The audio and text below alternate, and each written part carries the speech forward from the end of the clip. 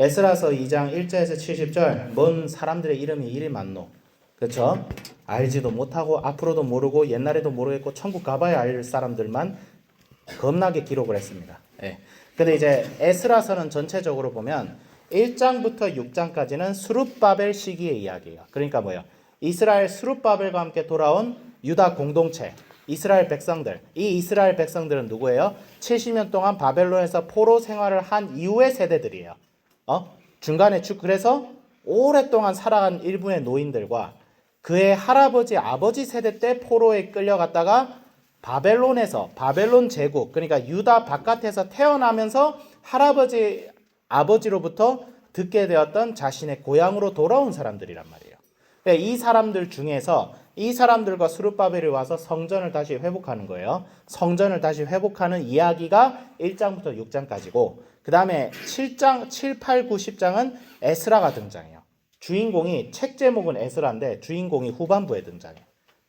그러니까 주인공은 이 시기로부터 80년 뒤에 등장해요. 이 성전이 회복이 된지. 그래서 7, 8, 9, 10장은 에스라가 나와서 율법을, 그러니까 성전을 세운 이스라엘 공동체가 이제는 말씀대로 살 수 있도록 해주는 거예요. 그러니까 이것은 에스라의 이 책의 내용은 회복에 관한 내용입니다. 성전의 회복과 말씀의 회복이에요. 그럼 오늘날 성전은 누구예요? 예수 그리스도를 믿는 믿음을 주는 복음이에요. 그러니까 복음이 회복이 돼야 되고 복음을 믿는 자가 믿는 사람답게 살아야 되는 말씀의 회복이 같이 있어야 된다 라면서 에스라서 마지막에는 어떤 내용이 나오냐면 이방 민족과의 결혼 문제가 나와요.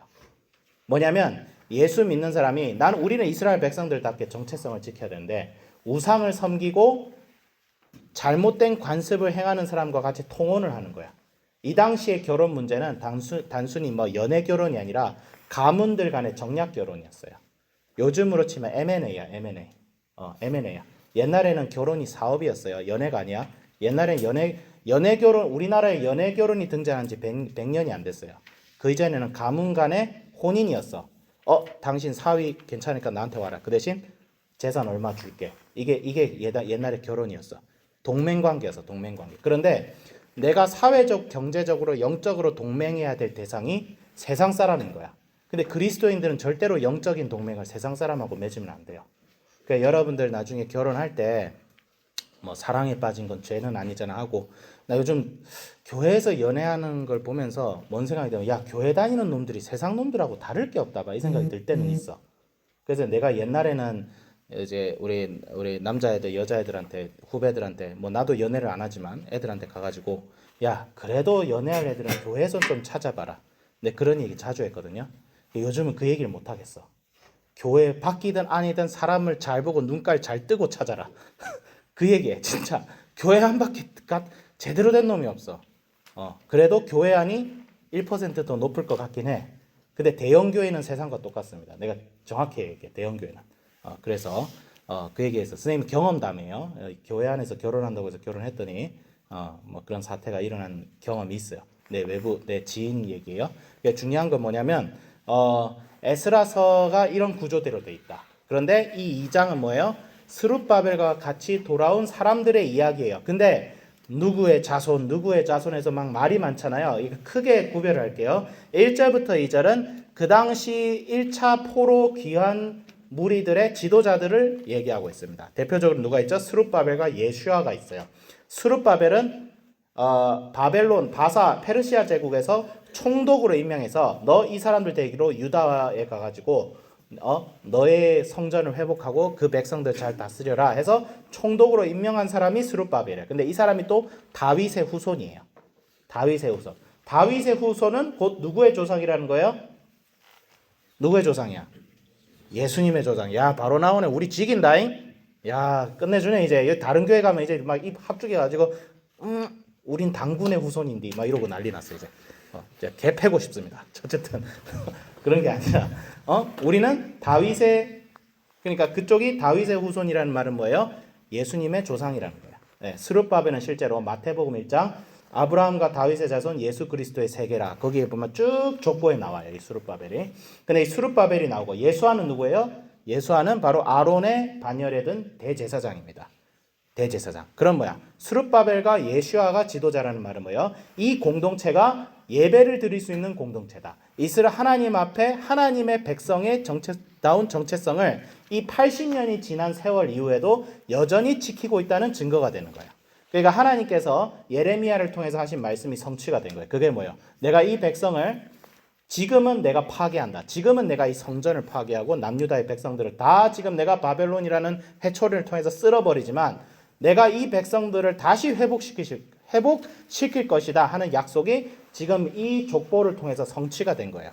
그럼 이 족보가 왜 이렇게 나열이 됐을까? 우리 하나님이 정말 약속을 쥐기도록 잘 지키셨다라는 걸 강조하기 위해서 이렇게 목록을 쓴 거야. 여러분 돈 갚았는지 안 갚았는지 막 코인까지 세잖아. 100원 덜 갚으면 뺨 10대요 하면서 막 그 빚쟁이가 너한테 돈 갚았는지 막 체크하고 있는 거야. 그러니까 하나님께서 여러분한테 이렇게는 야 내가 약속을 100원이라도 덜 갚았는지 니들 한번 체크해봐. 나 진짜 머리 한 톨도 약속 다 지켰다. 그러니까 예수님이 이거 강조하는 하나님이 이거 강조하기 위해서 이렇게 쓴 거예요. 그래서 막 누구 자손이 막 나옵니다. 자손이 나오고 그 다음에 2절부터 35절은 일반 백성들이에요. 일반 백성들이고 그 다음에 36절부터 42절은 바로 제사장과 레위인들이에요. 이 사람들은 어떤 사람이에요? 성전에서 기물을 지키고 봉사하는 사람들이에요. 그래 이 사람들까지 같이 내려왔다는 거예요. 이 사람들 자신들. 왜? 레위인이 아니면 성전에서 봉사 못합니다. 그리고 가장 흥미로운 사람들이 43절부터 58절까지 나오는 성전 일꾼들입니다. 이게 히브리어로 느비님이라는 건데, 님이라는 건데 약간 욕 같은데 이상하네. 어쨌든 이 사람들은 어떤 사람들이냐면 성전에 하나님의 집을 위하여 물 깃고 장작을 패는 사람들이다라는 거에서 느비딤이라 해요. 근데 이 사람들은 최초에 이런 직분을 맡았던 사람들은 이방인들이었어요. 여러분 여호수아에서 보면 이제 기브온 족속이라고 들어봤을 거예요. 여호수아에게 구라쳐가지고 살아남은 애들이 있어. 원래 다 진멸이 돼야 되는데 우리는 저기 멀리서 왔어요. 당신과 친구하고 싶어요 하고 있는데 알고 보니까 가까이 있는 애들이야. 근데 하나님께서 이들을 살리시고 이들 하나님의 성전을 봉사하는 직분을 맡게 되는데 이들과 나중에 훗날에 들어온 자기 백성들의 후손들이에요.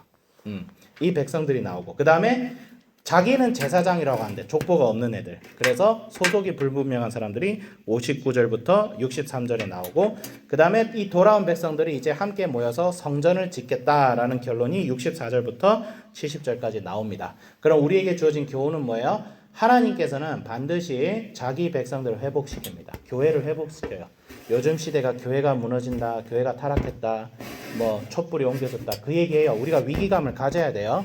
우리가 위기감을 가져야 돼요. 서구 교회가 점점 무너지고 있는 건 맞아요. 독일 같은 경우는 무신론자가 이제 기독교를 앞지르기 시작했어요. 근데 우리 입장에서 좀 특이한 게 우리나라는 원래부터 무신론자가 많았어. 그렇지? 우리 무종교 비율이 60% 되잖아. 종교 없는 사람들이 원래 대다수다인데 서구는 종교 없는 사람들이 원래 소수예요. 원래 대부분 기독교인이었어. 근데 이렇게 줄어버렸단 말이에요. 그러니까 기독교가 서구에서는 완전 죽어가고 있어요.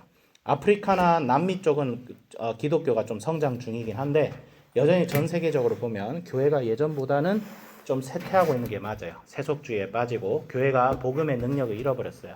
그래서 어떤 사람들은 야 교회가 이러다가 망하겠다. 그냥 주님 오시겠다. 주님 오시는 건 좋아. 근데 교회가 이렇게 망하도록 하나님께서 내버려 두시는 분이다 아니다? 아니라는 거예요. 우리는 종말을 어떤 자세로 기대해야 되냐면 하나님께서 교회를 다시 회복시키시는 하나님이라는 기대를 가지고 종말을 기다려야 돼요.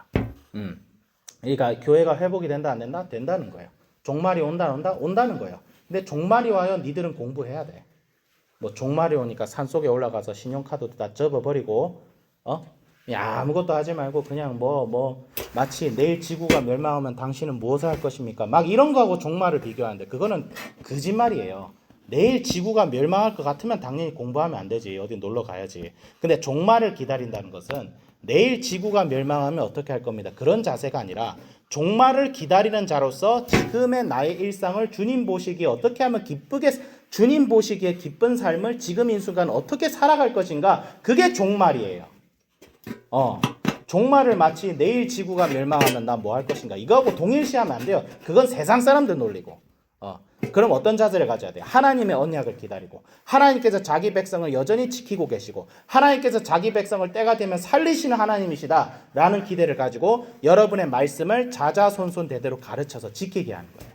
그러니까 여러분 한 사람이 순장이 되어서 나를 통해서 여러분의 순원들도 말씀을 지키는 삶, 유산을 남기는 삶, 영적인 유산을 남기는 삶. 그래서 여러분을 통해서 여러분의 자손들이, 그것이 육체적 자손이든 영적 자손이든 그런 사람들이 여러분을 통하여 말씀을 지키고 예수님을 믿게 하고 여러분의 신앙의 가치와 유산들이 밑으로 퍼지게 할 수 있는, 그게 종말론적 삶이고 이스라엘 백성들의 언약 공동체적 삶이다. 그래서 선생님이 조금 어려운 얘기했는데 우리 한비전에서 이렇게 훈련을 받는 목적이 여러분 한 사람 한 사람이 속한 가정과 교회와 사회에서 여러분이 신앙의 유산을 많은 사람들에게 퍼뜨리고 이어져 내려오게 하는 역할을 여러분들의 이 지금 유다 사람들과 동일한 역할을 여러분이 가지고 있다. 그래서 결론, 열심히 신앙생활하고 기도 열심히 하고 말씀 열심히 읽고 예수님이 누구신가 하나님이 누구신가 항상 배워나가자. 이렇게 적용하면 될 것 같아요. 시간 오버해서 미안해요. 기도하겠습니다. 하나님 아버지 주여 감사합니다. 주님, 영적인 유산은 끊어질 수가 없습니다. 주의 교회는 절대로 망하지 않습니다. 주님께서 교회를 다시 세우실 줄을 믿습니다. 유다 공동체를 주님께서 다시 세우셨던 것처럼 주의 교회를 다시 세우실 것을 믿사오니 그 약속 믿는 믿음으로 하나님의 약속을 기대하는 마음으로 오늘 하루 주님 보시기에 기쁜 삶을 살아가게 하여 주시옵소서. 감사드리며 예수 그리스도의 이름으로 기도드립니다. 아멘.